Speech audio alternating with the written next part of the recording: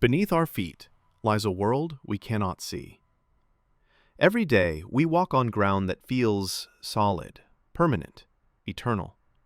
But the truth is, the Earth's crust is only a fragile skin, a thin layer resting on a planet of fire, pressure, and unimaginable heat.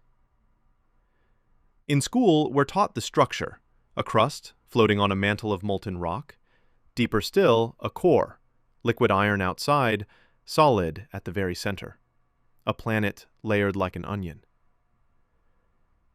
That's the textbook version. But the further we've tried to look beneath the surface, the more mysteries we've found. And in the 20th century, two nations decided that diagrams and theories weren't enough. They wanted proof. They wanted to touch the hidden world beneath our feet. And so began one of the strangest races of the Cold War. Not in the skies, not in space, but straight down. The goal? Drill the deepest hole ever attempted. To go where no human eyes had ever seen. To uncover the secrets buried in the earth itself. The race to the bottom started not in Russia, but in America. It was the early 1960s. The Soviet Union had launched Sputnik into space, humiliating the United States and igniting the space race. But while rockets screamed into the heavens, another group of scientists proposed a different frontier. Why not go down instead of up? The plan was called Project Mohole. Its name came from the Mohorovičić discontinuity, a boundary deep beneath Earth's crust where the solid rock of the crust meets the molten mantle. No one had ever reached it. If America could be the first to drill through the crust, it would be a scientific triumph, a victory of engineering, and perhaps even a political statement. In 1961, drilling began off the coast of Mexico. This was no ordinary operation. The drill site was in the Pacific Ocean, nearly 12,000 feet of water above the seafloor. Engineers anchored their barge with 6 enormous buoys submerged 200 feet under the water, forming a circle. The barge, guided by sonar, positioned itself over the exact center. From there, the drill descended. A colossal steel rig plunged through the ocean, breaking into the seafloor. Piece by piece, the Americans began boring into the unknown. At first, the world watched with excitement. This was exploration in its purest form. No rockets, no astronauts, just men and machines digging into the planet itself. But excitement has a way of fading when money runs dry. By the mid-1960s, Project Mohole collapsed. The cost was spiraling. The government lost interest, and the drilling stopped at a mere 600 feet into the crust. A spectacular failure. The Americans had dreamed of touching the mantle. Instead, their drill bit barely scratched the surface. But halfway across the world, another power was watching, and the Soviets would not let the story end there. The year was 1970. The Cold War was raging. The space race had pushed both superpowers to their limits, but the Soviets wanted to prove themselves in every possible field. If America couldn't drill to the mantle, maybe Russia could. On the windswept Kola Peninsula, in the far north of the Soviet Union, a new project was born. It would be called the Kola Superdeep Borehole. From the outside, it looked like a remote industrial site. A massive steel tower rising over the tundra, surrounded by laboratories, barracks, and machinery. But the ambition behind it was staggering. The Soviets wanted to drill 49,000 feet into the crust, more than 9 miles down, a depth no human had ever reached. This wasn't a sideshow. This was frontline science. The world held its breath. What would they find at the center of the Earth? On May 24, 1970, the first drill bit spun. The Kola Superdeep Borehole wasn't a single shaft, but a branching system. A main hole with smaller side branches that went deeper and deeper. The deepest of all was known as SG-3. At first, the progress was steady. Year after year, the Soviets drilled further. By 1979, they had reached over 24,000 feet, In 1983, they passed 39,000 feet. In 1989, they set the record. 40,230 feet, nearly 8 miles deep. Deeper than Mount Everest is tall. It was, and still is, the deepest hole ever drilled by humans. But the descent was not easy. The rig itself was a monster of steel. Controlling it required teams of men, working in shifts, handling machinery so heavy that one mistake could crush a worker instantly. The drill pipe stretched miles into the earth.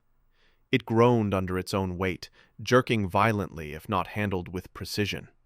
And the deeper they drilled, the stranger things became. The Soviets expected to find basalt, solid rock that makes up the lower crust. Instead, they found granite, far deeper than theory predicted. This changed how scientists understood the Earth's crust. The textbook Earth wasn't as simple as it seemed. They also found water, not on the surface, but trapped inside rock 4 miles underground. Water that should not have been there. Water that had been locked away for billions of years. And then came the fossils. At depths where no life should exist, they discovered microscopic plankton fossils pressed into the stone, remnants of life from an ancient ocean. Tiny imprints of creatures that had lived and died hundreds of millions of years ago, buried deep inside the planet. It was like drilling not just into the Earth, but into time itself. Yet the deeper they went, the more hostile the planet became. At 8 miles down, the drill reached a limit. The temperature was supposed to be around 212 degrees Fahrenheit. Hot, yes, but manageable. Instead, it was nearly 600 degrees Fahrenheit, hot enough to melt equipment, warp steel, and destroy drill bits. The rock wasn't stable. It flowed like plastic under the pressure, crushing the hole closed.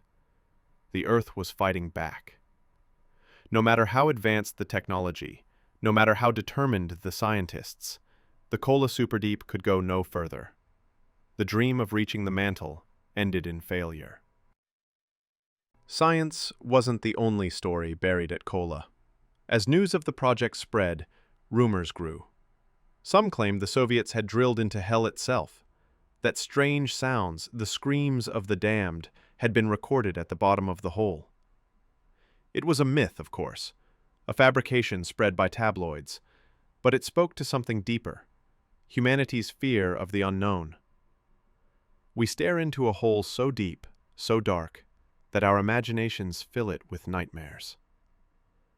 The Soviets ignored the rumors, but the legend stuck. The hole to hell. Even today, people travel to the abandoned site, staring at the small steel cap that seals the opening, wondering what lies beneath. By the early 1990s, the Soviet Union was collapsing. Money ran out, workers left. The drilling officially stopped in 1994. The project lingered for another decade, but in 2005 it was shut down for good. In 2008, the buildings were dismantled. The great rig that once towered over the tundra was scrapped. All that remains today is a rusting ruin, a cracked concrete pad, and a steel lid only 9 inches across. The deepest hole in the world, hidden beneath a manhole cover. The Kola Superdeep borehole never reached the mantle. It never uncovered the Earth's core. But what it did reveal was extraordinary. It showed that the crust is far more complex than anyone imagined. It proved that water, life, and heat exist where we thought none could survive. It gave us fossils older than entire mountain ranges. It told us that the Earth is not just a dead sphere of rock, but a living, shifting, surprising planet, full of mysteries we still don't understand. Today, the Kola Superdeep borehole is a ghost of the Cold War.